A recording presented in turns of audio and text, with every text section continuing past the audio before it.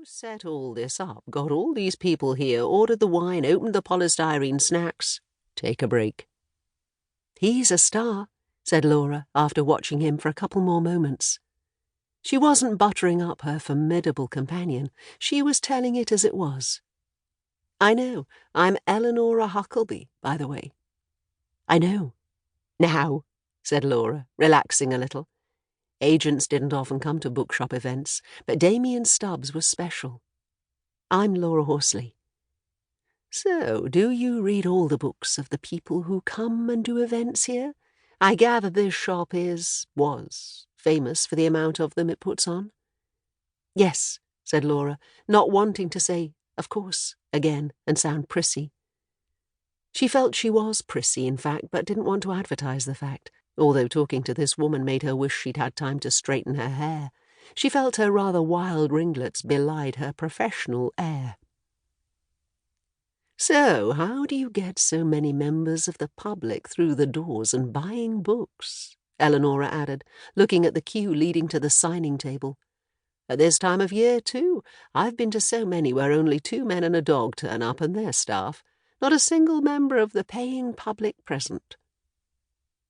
Laura recognized that sort of book signing. Henry had sent her to one when she first suggested having an event. She had been determined to do it better, and had. The shop was fairly well suited to holding events, being big enough to be able to clear the right sort of space. She tried to have something on every month, so people thought of the bookshop as a place to come for a good night out. "I have a huge database of our customers," she said to her companion, "and I handpick them. If I think they'll like the book, I invite them personally. They almost always come. I also run a book club from here." "Did run a book club from here," she sighed as she corrected herself. "I expect it'll go on when the bookshop is closed. I really hope so." "You sound like a treasure. I'm sure another bookshop will snap you up. It's so sad that this one's going. I suppose it's threatened by the supermarkets?"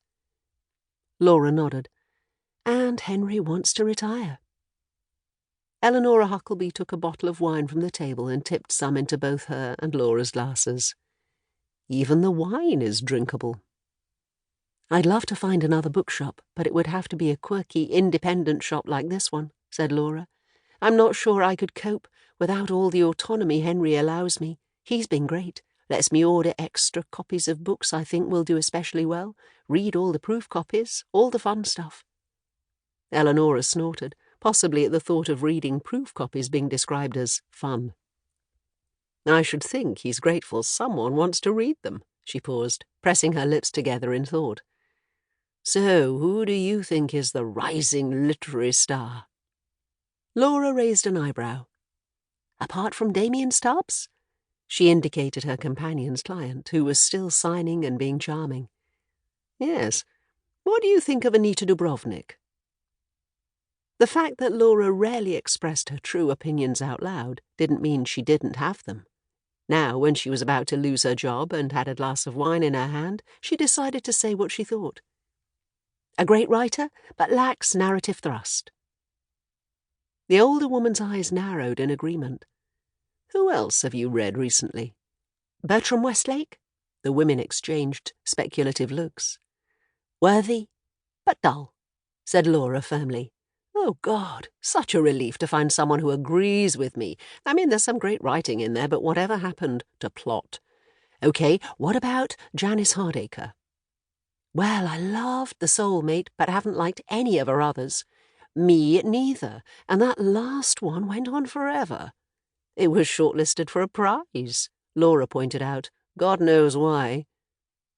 They talked about books, tearing apart the current literary masterpieces and raving over the unsung heroes that sold under 1,000 copies, until the more senior of the publicists came over and addressed Eleanor.